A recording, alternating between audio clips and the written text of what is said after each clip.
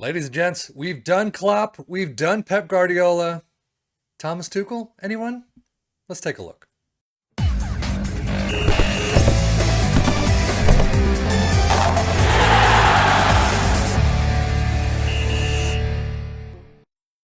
Yes, this is a Thomas Tuchel. I apologize. I don't speak German. Pronunciation is not my thing. But Thomas Tuchel, this is a tactic dedicated to him, apparently.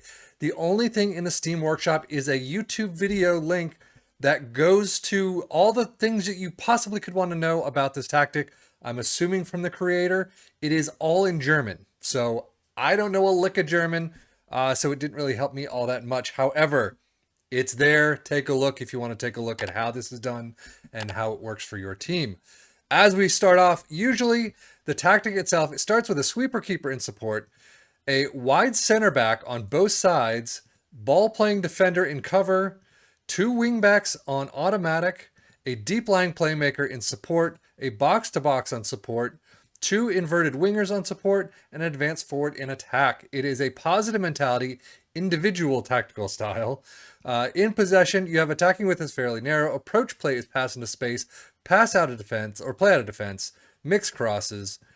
In transition, counter press, hold shape, distribute to the flanks. And then out of possession, high press line of engagement, higher defensive line, trigger press much more often, trap outside, and stop the crosses. But now, how does a Thomas Tuchel tactic work for Tottenham, Wolves, and Newcastle? Unfortunately, it worked for one of them.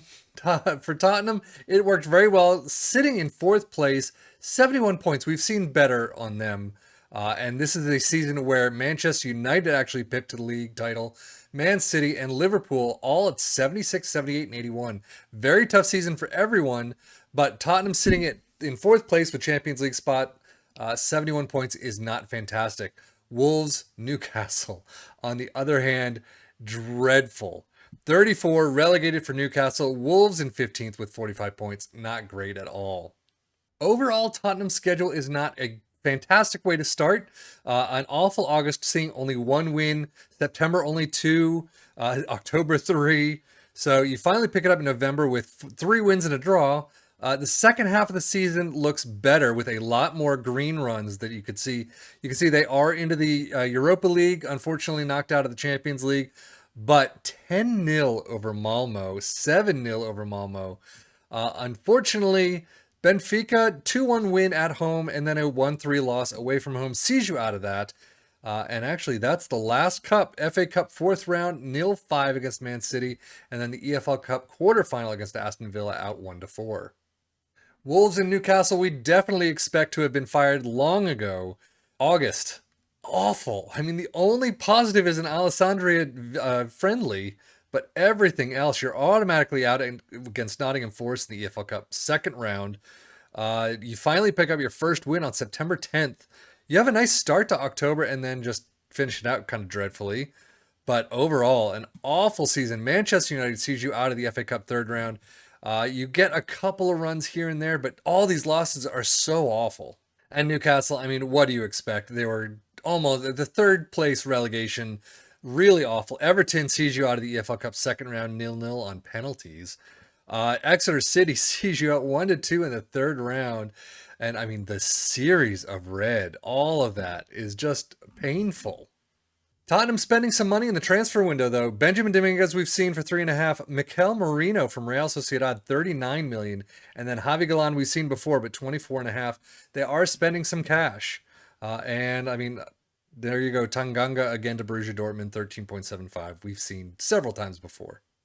And then again, not much from Wolves at all. Miguel Velosa from Hellas Verona, 325k. And then a couple of outs that really just haven't added up to much.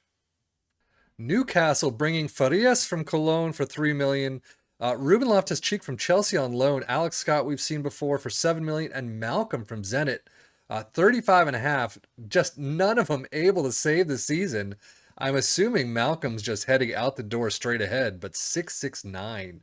Really dreadful season.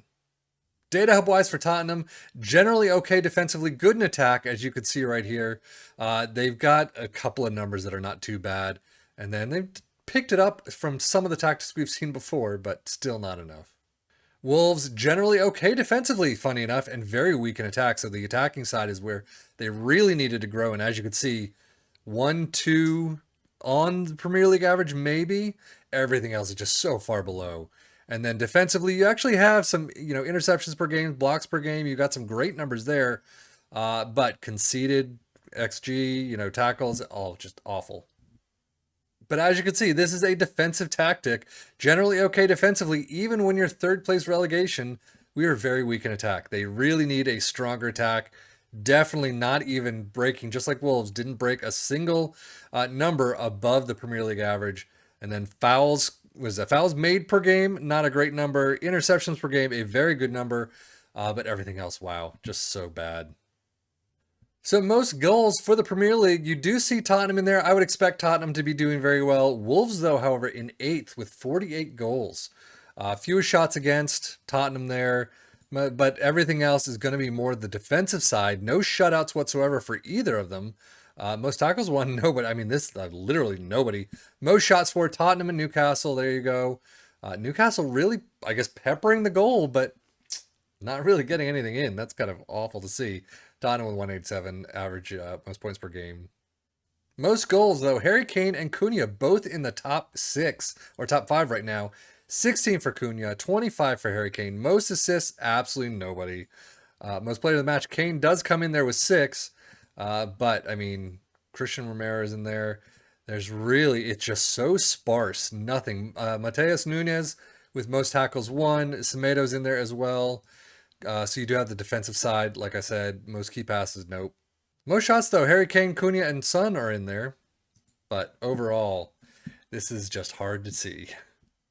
And as you can see, 38 goals for Harry Kane in all competitions. A fantastic number for him. 718 highest average rating. Son and Kulusevski with 9 assists apiece. And then most player of the match awards, Kane with 9, as you would expect. Cunha with 16 goals. Very low total, sadly to see. Mateus Nunes with 713 highest average rating. Sarabi with 9 assists. And Nunes with 4 player of the match awards. This in Newcastle, we're just going to see very little. Isaac with 9 goals in all competitions. That is probably the lowest we'll ever see of him unless he just gets injured somewhere down the line. Sven Botman with 703 highest average rating. St. Maximin with 4 assists. And Schär with 3 player of the awards. That's just tough to see. And if you go back to the table, Tottenham, the only shining star, I guess, in 4th place, but still, if this was a better season for the likes of Liverpool and Man City, Manchester United you never see up top, but it's just hard. I mean, Wolves and Newcastle, definitely. If you want to take a look at the video, that might help you spruce things up. And obviously, as I always say, if you're doing this yourself, you can probably bring things back. A lot of these draws you can turn into wins and things like that if you're any good at the game and trying to figure things out. Shouting, some training and all that, your own transfers. But all in all, as a sim, no thank you. But anyway, that's it for me, Sefian FM, for the Football Manager blog channel, saying thank you as always for watching. Take care and enjoy.